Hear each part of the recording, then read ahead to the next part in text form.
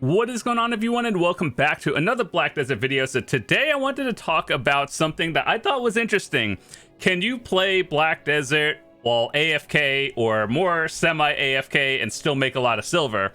So over the past week, what I've done was I've done a lot of different activities that are more or less AFK or semi AFK, and kind of took the totals of amount of silver I made. And I was like, can this still be competitive with people who even do like an hour or two of grinding every day?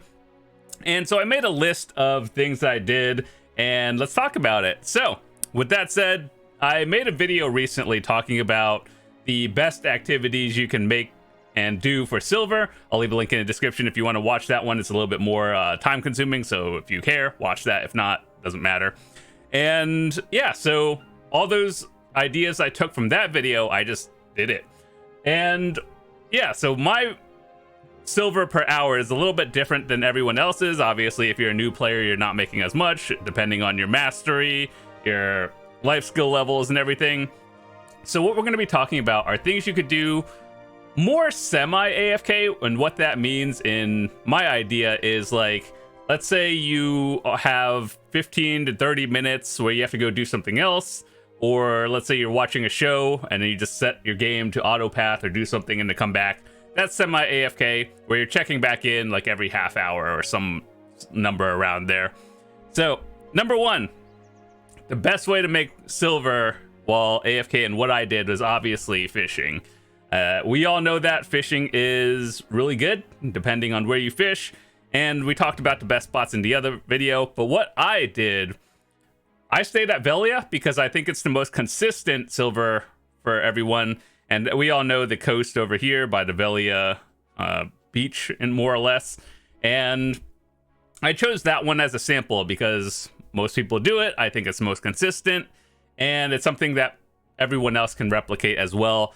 In that spot, usually within like a 6 to 12 hour period, you can make at least 1 billion silver, maybe more if you get lucky, but roughly at least 1 billion.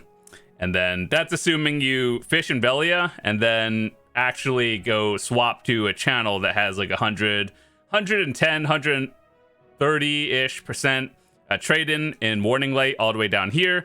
So you fish, take the well, go here, and then do the trade in. So that's what I did. The next more or less profitable thing that I did was a little bit of horse trading, or not trading, training. And this is something I do want to actually level up more in the future, but it requires a little bit of an investment. It requires you to have a wagon to do it, you know, kind of efficiently. So what I did was, we're catching horses. I have a video talking about the spots that I used, but you know, around like down here-ish area, down in the Glish area, there's a bunch of horses there. There's a few, there's a few around here going up into the farm area. There's not too many, but there's also a few in the elk area over here. There's a few you can catch, and there's a bunch around the Tungrad Forest around here.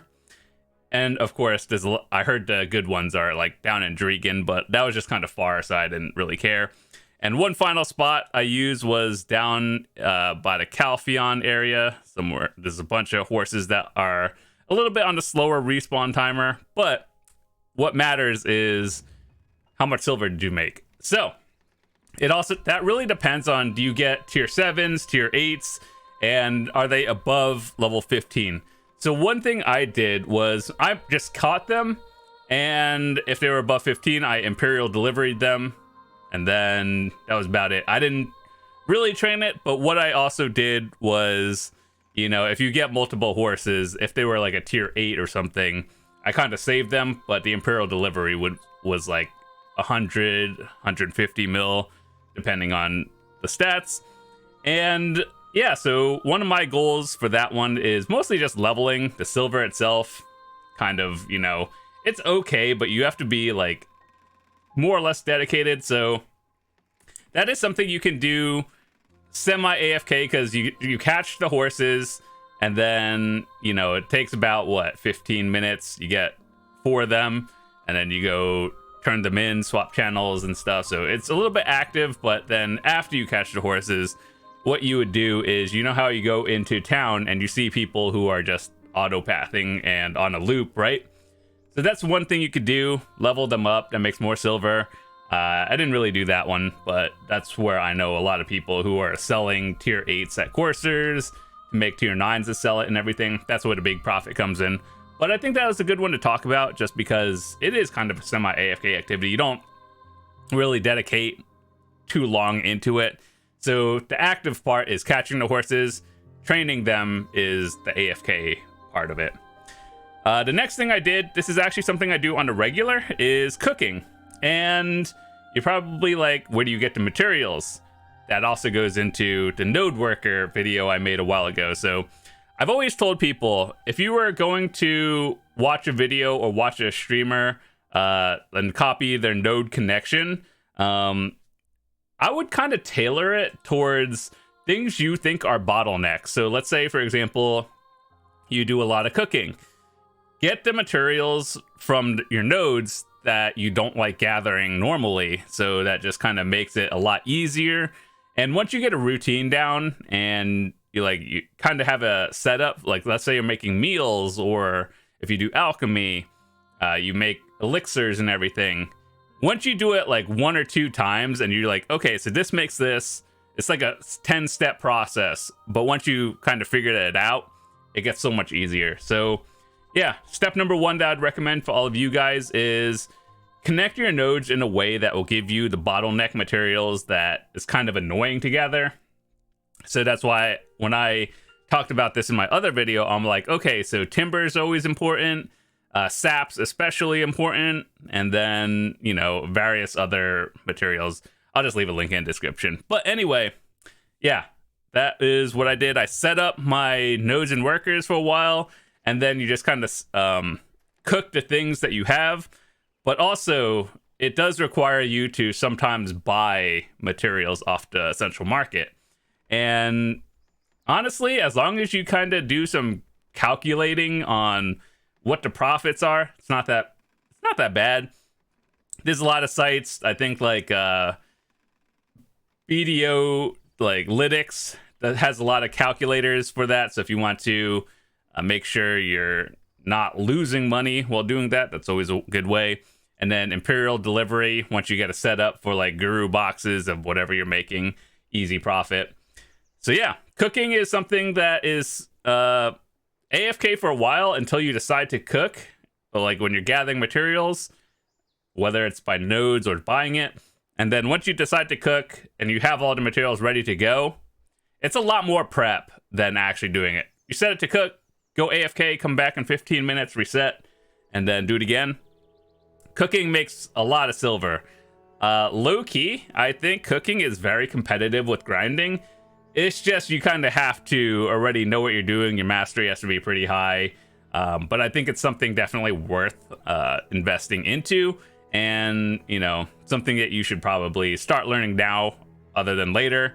So, yeah, I think cooking is very good. It's just, it requires a lot of knowledge and watching the market to see if your item is going up or down in price. So, yeah, something that I also did. I do a lot of cooking, actually. It's just years of knowledge and something that I would recommend newer players to start looking into early on, because if you're doing it later on, it just gets even more confusing. All right, so as we talked about recently with nodes and everything, I also do a little bit of processing, and it's Guru 45. So, as we all know, you just get materials through your workers over time, and then every now and then you're like, I just want to process this. So, yeah, one thing I would always recommend is having your timber crates. Let's say, for example, you have 2 million elder tree timbers from nodes going off for multiple years, right? And you're like, oh, okay, I should probably do something with it. You could either turn it into plywoods, planks, or you could turn it into crates. I think turning it into crates is a good thing, because it not only allows, it's probably the most processing in a way. It's more time gated, but if you turn it into crates as well, Depending on distance and connection, later on it's usually more silver than, you know, selling the processed materials. But also you're going to be leveling up your trading. Admittedly, I do think trading is kind of like a not so great life skill compared to the others. However, in the future, assuming one day that they actually do something with it, it might be a good idea to have it at least at master at some point, and then maybe guru going forward. And who knows, like a couple of years ago, they took out trading and from the game. And if you don't know, if you're a new player, basically in town, like around here, they would have a trade vendor. It's still there, but they don't sell the like certain materials that you would trade. So the way it worked was, let's say you get a trade material from Heidel. You sell it into another town, like Velia, for example, and then that's where you would make profit because other towns are buying it. So the way it worked was you buy it from a town, and the distance you send it to usually generated more profit. So back in the day, the OGs will know this. You would buy something from like Valencia, and this is way before Land in the Morning Light was even a thing. And then you got like a wagon, and then you would ride that wagon all the way down to Grana. Back in the day, that was a good silver an hour. Nowadays, it's not even in the game anymore. And they said they were going to work on trading. That was like 4 years ago or something, and then we've never heard back from it. But right now, all we have is Royal Workshops and crates. I hope they actually introduce trading again and, you know, make it actually competitive with other life skills. But until then, I do think trading, like distance trading for your crates, is like probably the most profit you can get out of it. So it's one of those things where you set it, you can have it set in multiple towns. And like, for example, if you were to set or have a bunch of Elder Tree timbers or something go off in one town, and then you just every now and then refresh it, and then it should set up again. I should probably reset that. But anyway, yeah, the way you'll see it is like you see the little spiral thingy going off. You can set it in as many towns as you want, and it just kind of happens. So then 6 months later, you're like, oh, I have a bunch of crates. I should probably turn it in. Then you connect your nodes to like Morning Light or something, and then just turn it in. Free money, easy. And the next, and I guess more or less final thing I wanted to talk about in this video, number 5, is actually farming. And quite honestly, I feel like farming is kind of an underwhelming thing. However, it does make a decent amount of silver if you know how to do it. And at the very core, you plant some crops, wait till the number hits 100%, and then you harvest it and reset. However, the profit comes in on what you do with those byproducts and the material. So like, let's say you're growing strawberries and you use strawberries in your cooking. That might be a bottleneck, right? Like you don't want to go gather it. So that's what I would do. Farming, you should do it. Even if it's not the most silver, it helps you with your cooking and or, you know, other materials, alchemy, if you're growing various other things. And that's where the big money comes in. So growing your bottlenecks, harvesting that one. And then you also get other stuffs as well, which is, you know, the blush lease, which is the byproduct. You know, like cooking has, which is delicacy. Alchemy has catalysts. Fishing has bottles. This is the one for farming. I personally send all of this into contribution XP because when you do that, it allows you to do Imperial delivery even further. So like that, this number divided by 2 is how many Imperial turn-ins you can have. And yeah, overall more silver on a daily. So yeah, that's a lot of things. If you're new and you're probably watching this like, okay, so what do I do? Here's what I would do for semi AFK things.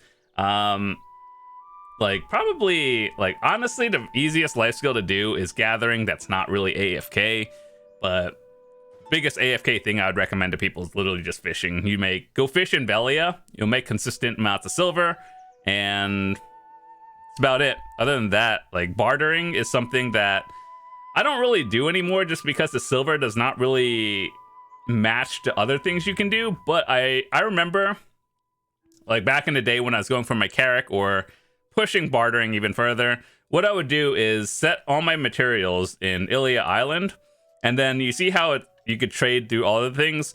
I had my own strategy. I'll talk about that real quickly. It was like, divide this line from Lima Island, like make an invisible line going straight down. I like to do bartering from Ilia Island for the right side of this, and then if it was on the left side, you do like an entirely different thing. But if you were thinking about getting into sailing and bartering, especially with Blue Battlefield coming out in November, here's what I'd recommend. Put all your boat materials and stuff in Port Euphoria, and then all your trade goods or like your barter materials in Ilia Island, because it requires a lot of them. I wish these stacked, but they don't. Like, tier 5s or level 5 materials don't stack, but tier 4s and below do. Why? I don't know, dude. I guess it is what it is. But anyway, so that's what I would recommend. Ultimately, if you can buy a Carrack and buy all the boat gear directly off the market, it will save you more time. But there's some sort of accomplishment in saying you did it yourself. And yeah. So yeah, make sure to separate your storages like Port Euphoria for boat materials and everything, and then trade goods for everything else. But yeah, you could do it. It's not so much silver bartering, but it's one thing where you could just basically set it. Like, let's say you're going here, right? This is your first trade. Let's say you're starting at Ilia Island, though. You get this material. What you do is you click this button, and then it sends it to another one. So, and then you click this one, it sends it. It shows you how to go about bartering pretty easily, and then you turn this in for silver. And then you could turn that in for everything else. But yeah, pretty easy, right? Fun. Anyway, that's about it. What you could do for AFK or semi AFK activities. I think with all those activities combined, if you do, let's say, you know, a couple, like, let's say you spend an entire day, 10, 12 hours, semi AFK. How much silver can you make? Well, ultimately, it depends on mastery levels and everything, but I also think you can make a billion every day, and you know, it's not too stressful or anything. Anyway, with that said, that's all I wanted to talk about. Yes, it is pretty good. You could still play this game AFK or semi AFK, and you'll be fine.